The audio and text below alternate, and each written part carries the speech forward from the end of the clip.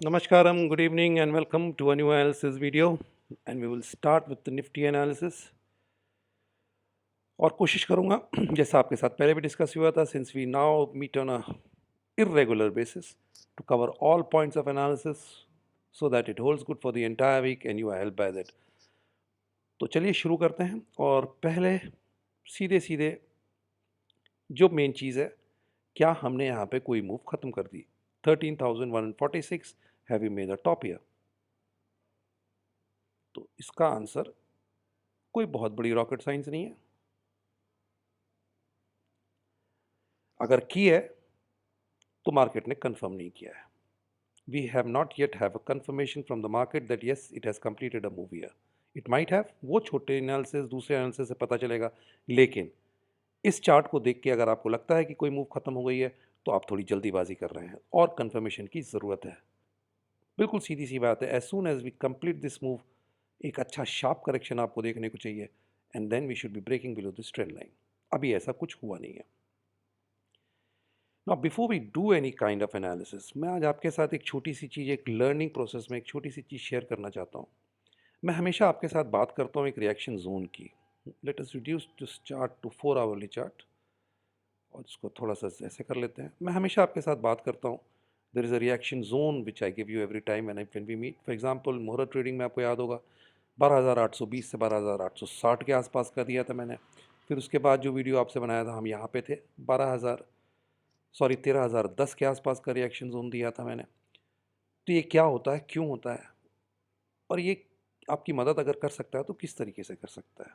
This is the first thing that I want to elaborate, क्योंकि इससे कुछ चीज़ें भी हमें सीखने को मिलेंगी. Last time when we had met you, I think यहाँ पे कहीं थे हम और 13,010 के बारे में बात हुई थी. हमने एक रिएक्शन दिया, वहाँ से यहाँ आए नीचे, फिर ऊपर चले गए.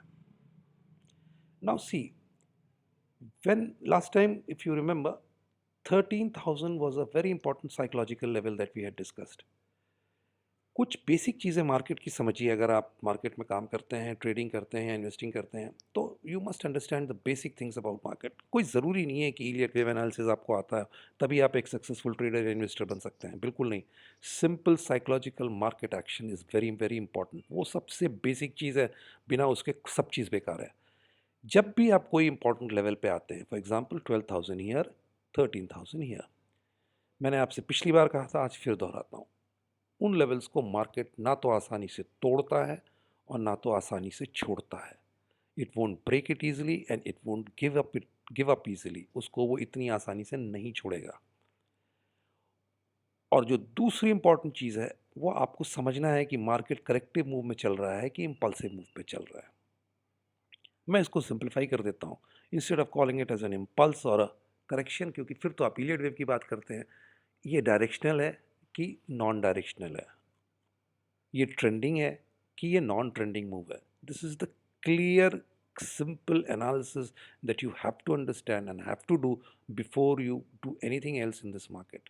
जब तक ये नहीं समझेंगे सब बेकार है. जब भी कोई मूव आपको इस तरह की दिखती है, फॉर एग्जाम्पल, थोड़ी देर के लिए पूरा प्राइस एक्शन आप भूल जाइए, सिर्फ अपने आप को यहाँ तक सीमित रखिए. When you see a move from here to here, if I had seen this move, हमने सब ने देखा, जैसे ही मूव आपको यहाँ से यहाँ तक की दिखती है, ये मूव करेक्टिव है, इम्पल्सिव है, ट्रेंडिंग है, नॉन ट्रेंडिंग है, डायरेक्शनल है, नॉन डायरेक्शनल है, कुछ नहीं पता चलेगा आपको. जब इस मूव का करेक्शन होगा तब पता चलेगा कि ये मूव क्या थी. कोई भी डायरेक्शनल मूव, कोई भी ट्रेंडिंग मूव आपको याद रखना है, it won't be retraced by more than 61.8%.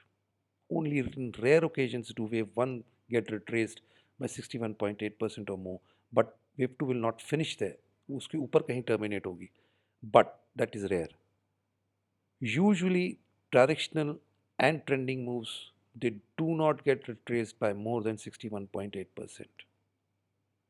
आप यहाँ देखिए, ये मूव जब यहाँ से यहाँ तक करेक्शन लिया इसने, ये मूव बहुत शार्प था, ये मूव बहुत साइडवेज था और 61.8% इसने इसको रिट्रेस नहीं किया. In fact it retrace only 38-40%, that's all. So this was the directional move and this was the non directional move. ये आपको समझना है.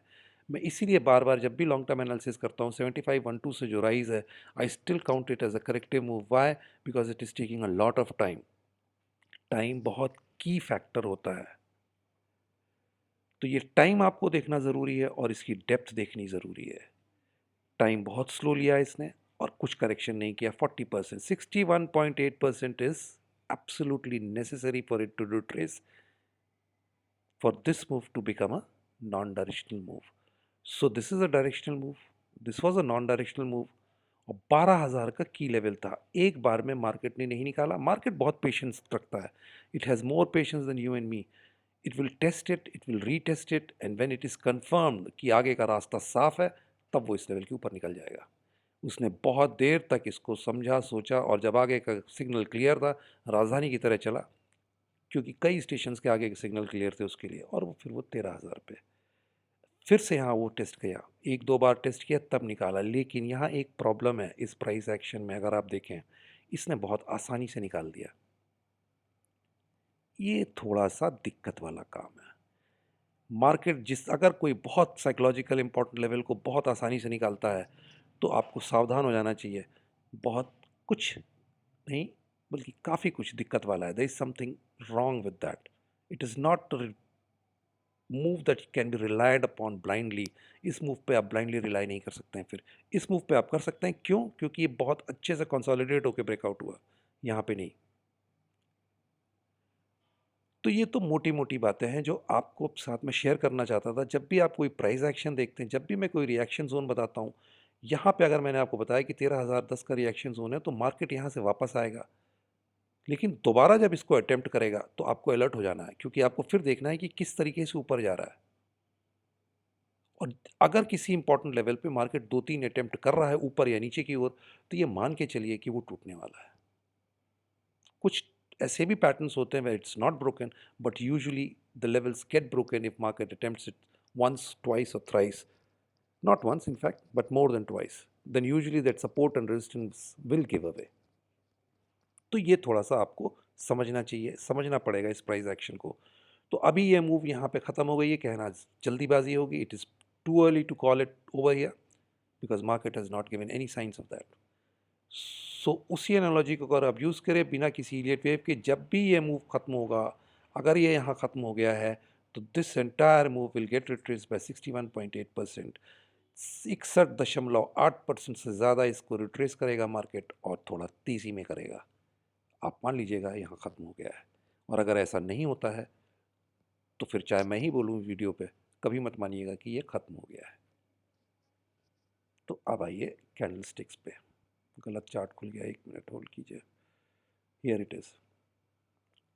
अब इसको हम थोड़ा सा 1 महीने का कर देते हैं और इसको कर देते हैं वीकली।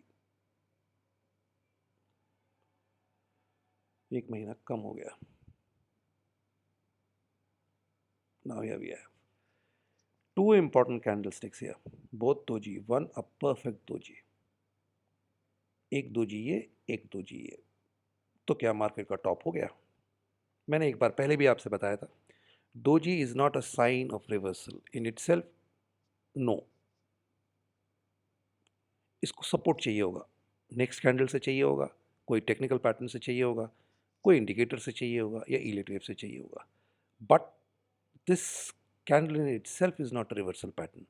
ये एक चीज़ ज़रूर बताती है, ये दो कैंडल्स, कि मार्केट में थोड़ा सा अनडिसिसिवनेस बढ़ गया है, अनसर्टनिटी बढ़ गई है, market is not sure, market is taking a pause. एक विश्राम मार्केट ज़रूर कर रहा है। अब आपको पता होना चाहिए कि जब आप किसी लंबी यात्रा पे निकलते हैं, whenever you drive a long way, से 400-500 kilometres, then you take a break. And when you take a break, there are two reasons. First, either you are going to refresh yourself, नाश्ता पानी करेंगे, चाय पानी करेंगे और फिर आगे बढ़ जाएंगे, या you have reached your destiny, you will do your work and come back. ये वो स्पॉट है। अभी आपको पता नहीं है कि मार्केट यहाँ चाय नाश्ता कर रहा है, रिफ्रेश हो रहा है, या यहाँ पहुँच गया जहाँ उसे पहुँचना था। अगर यहाँ पहुँच गया जहाँ उसे पहुँचना था, तो this will what market do, it will retrace this entire move by 61.8%, और बहुत तेज़ी में करेगा। इसको पूरा 61.8% इस मूव का पहला रिट्रेसमेंट होगा, और तेज़ी से होगा। तो ये फिर आप मान सकते हैं कि मार्केट को जहाँ पहुँचना था पहुँच गया। और अगर ऐसा नहीं करता है, तो आप समझ लीजिएगा कि यहाँ चाय पानी चल रहा है, रिफ्रेशमेंट हो रहा है, मार्केट शायद फिर से ऊपर चला जाए। ये एक सिंपल सी टेक अवे है इस चार्ट की। अब थोड़ा सा इसको डेली कर देते हैं, टाइम फ्रेम भी रिड्यूस कर देते हैं और डेली भी कर देते हैं।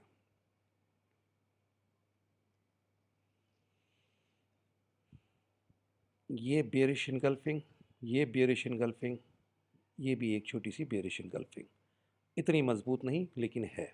एक कैंडल को 2 कैंडल के लगभग इसने इनगल्फ किया है और ये पैटर्न बेयरिश इनगल्फिंग है। ये बेयरिश कैंडल है, इसकी अपनी अहमियत है, जैसे यहाँ थी जैसे यहाँ थी। फिर से याद रखिएगा, हर पैटर्न को एक ना एक दिन टूटना होता है।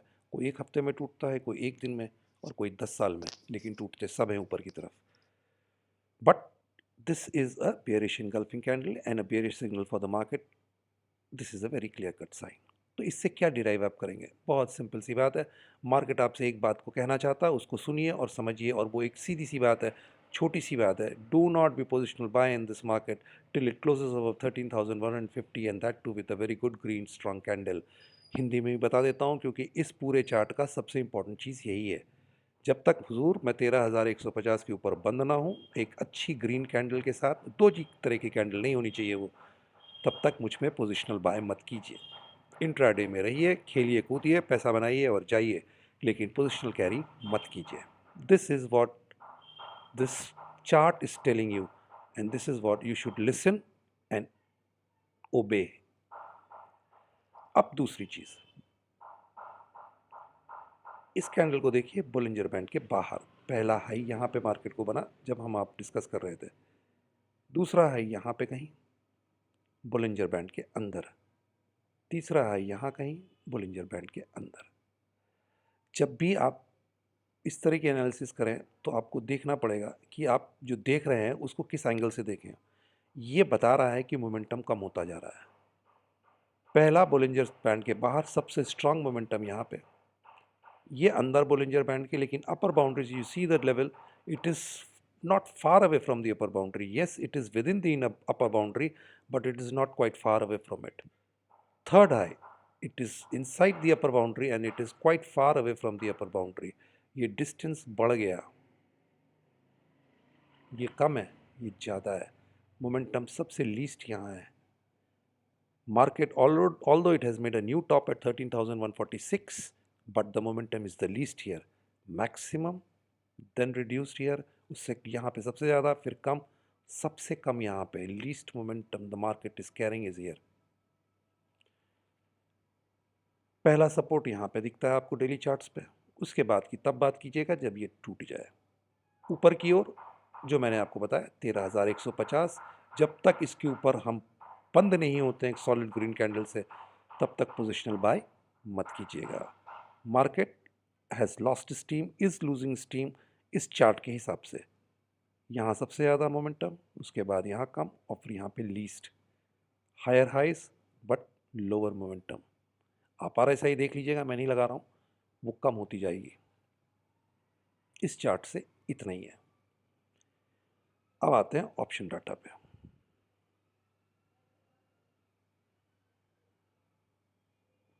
इससे पहले इसको एनालिसिस शुरू करें हम लोग, मेरे एक फ्रेंड ने मुझसे पूछा था इस तरह का डाटा कैसे मिलता है।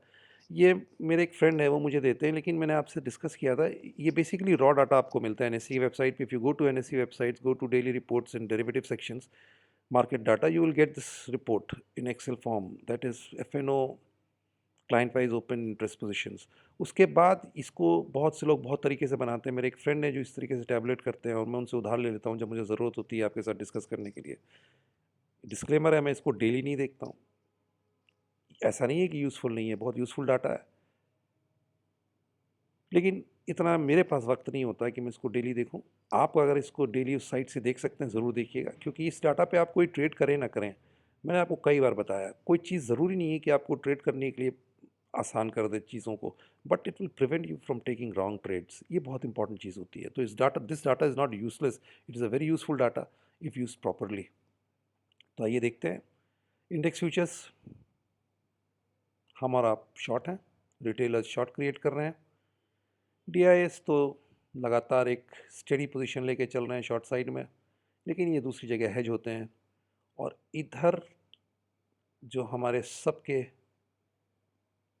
गुरु हैं FIs, दे आर बुलिश।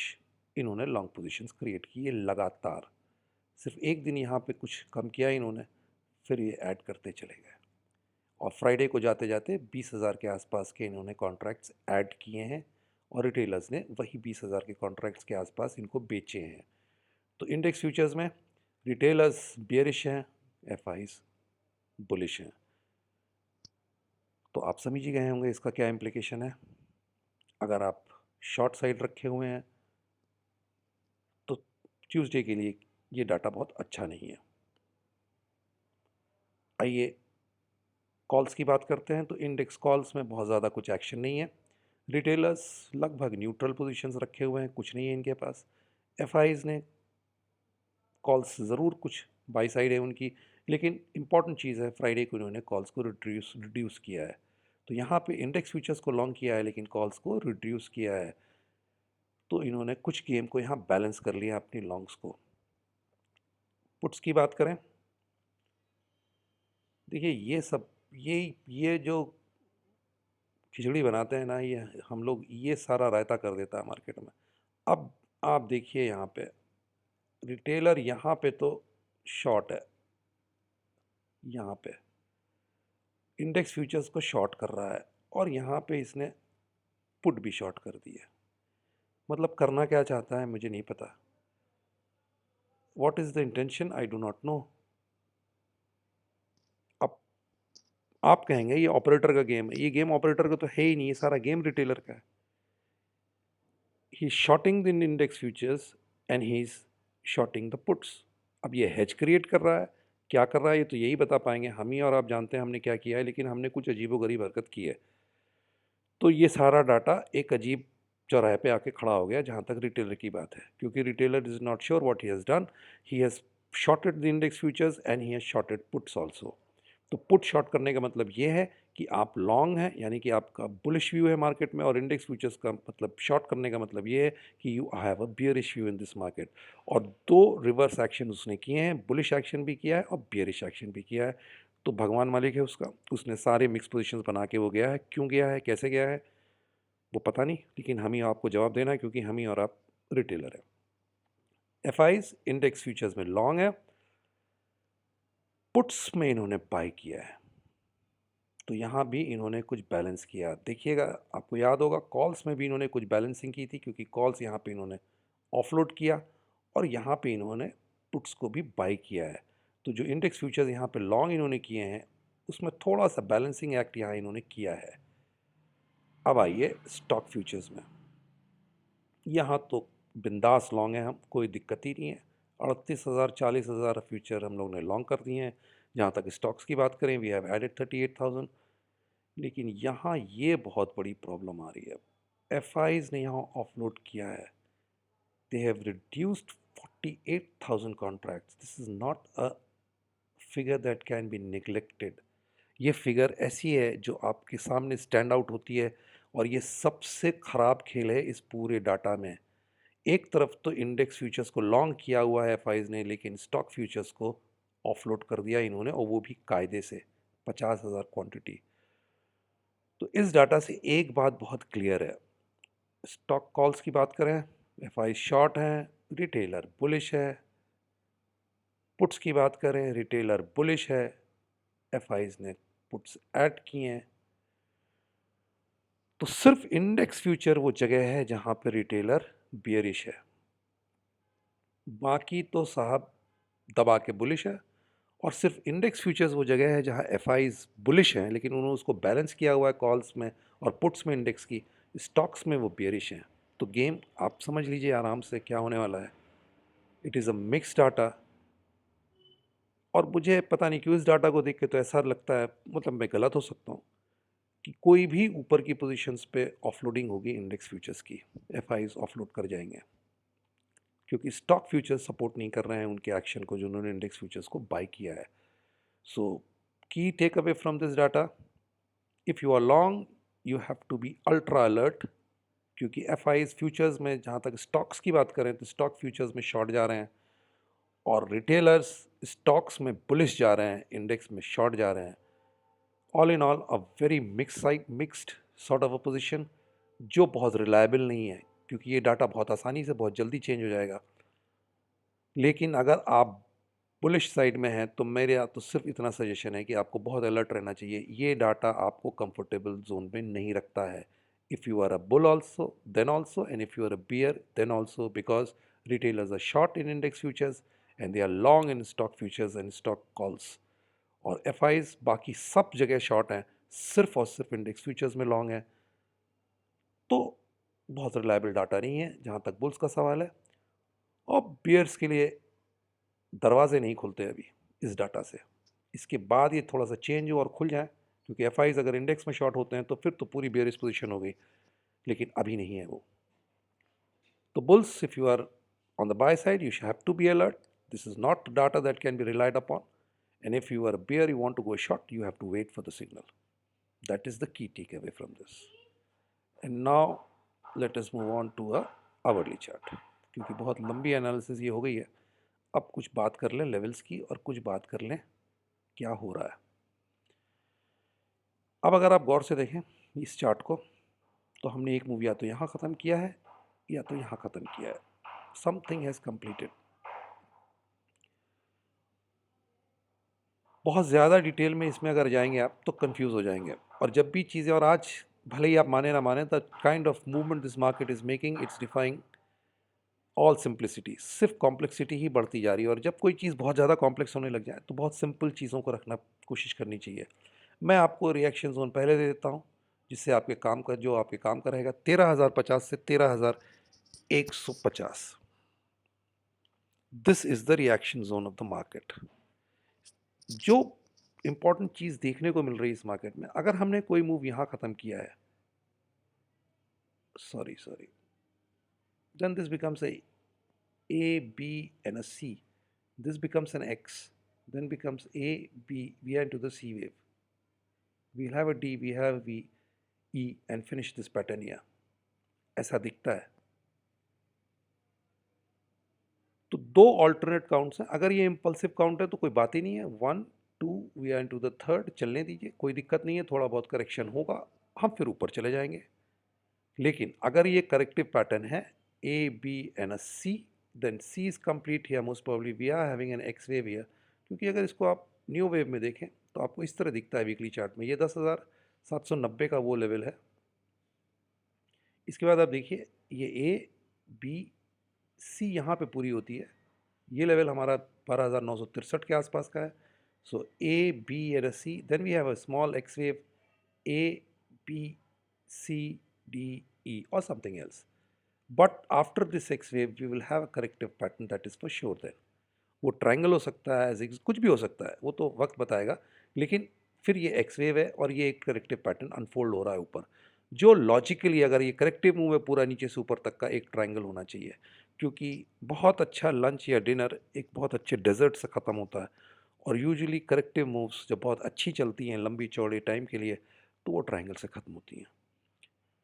लेकिन पहले से सोच लेना कि साहब ये ए है, ये बी है, ये सी है, ये डी है, और फिर तमाशा कर ले मार्केट में, वो कोई फ़ायदा नहीं होता।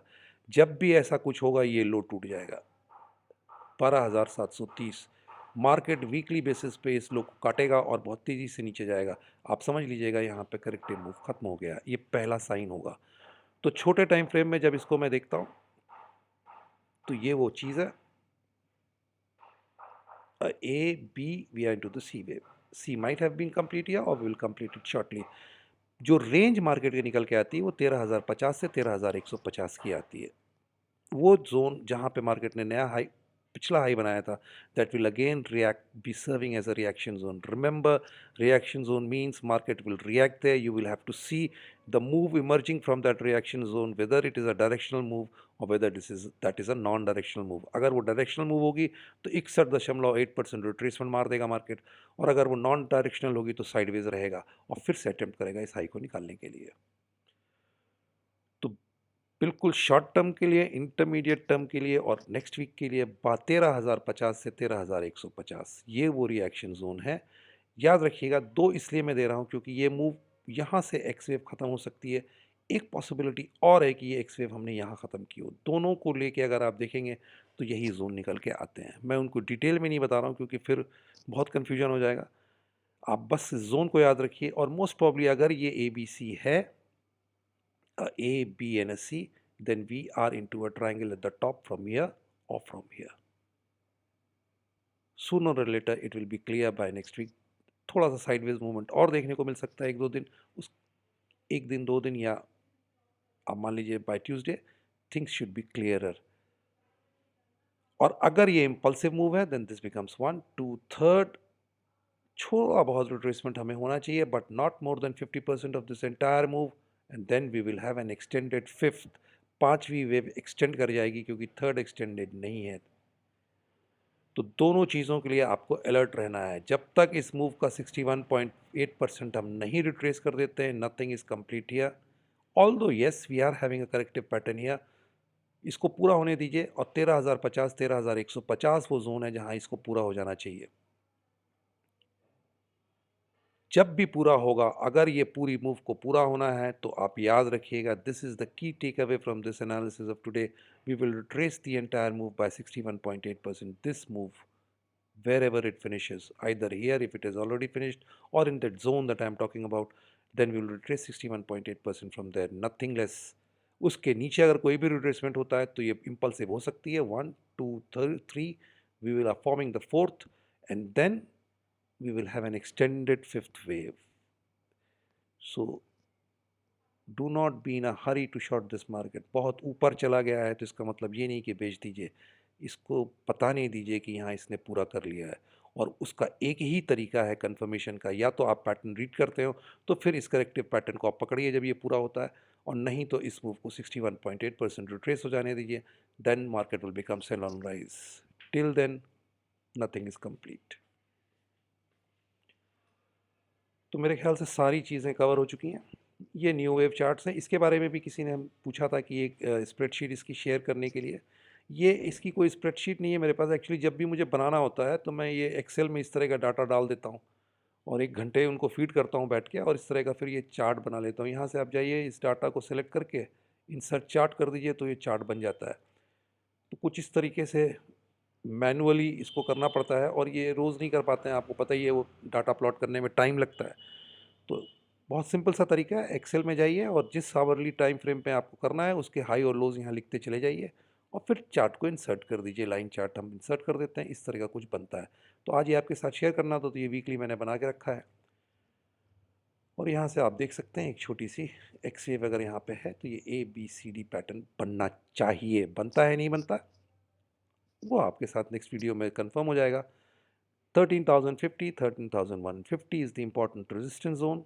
सपोर्ट की बात मैंने की नहीं, वो बहुत नीचे के दिखते हैं, वो ये है 12,750 के आसपास के लेवल्स। ये पोजीशन देखिए, यहाँ कहीं सपोर्ट आपको बता दूं और आप स्टॉप आउट हो जाएं तो कोई फ़ायदा नहीं है। This is the logical stop loss if you are long. और 13,050 13,150 रिएक्शन जोन है। ये जो मूव है लास्ट वाला, ये एक जिगजैग दिखता है, इसके अलावा कुछ नहीं दिखता। तो चलिए, काफ़ी लंबा हो गया और काफ़ी डिटेल में एनालिसिस आपके साथ हो गई। उम्मीद है सारी चीज़ें कवर कर लिया हूँगा। अगर कोई चीज़ रह जाती है तो ज़रूर शेयर कीजिएगा। कल कोशिश करूँगा बैंक निफ्टी का चार्ट आपके साथ डिस्कस करूँगा, कल या परसों में, तो उसमें उसको कवर कर लूँगा। और जाते जाते, अगर आपको अच्छा लगता है तो ज़रूर सब्सक्राइब कीजिए और लोगों के साथ शेयर कीजिए, अपने फोरम में कीजिए, अपने दोस्तों के साथ कीजिए। कुछ तो सब्सक्राइबर्स बढ़े हमारे भी। सो थैंक यू, नमस्कार, जय हिंद।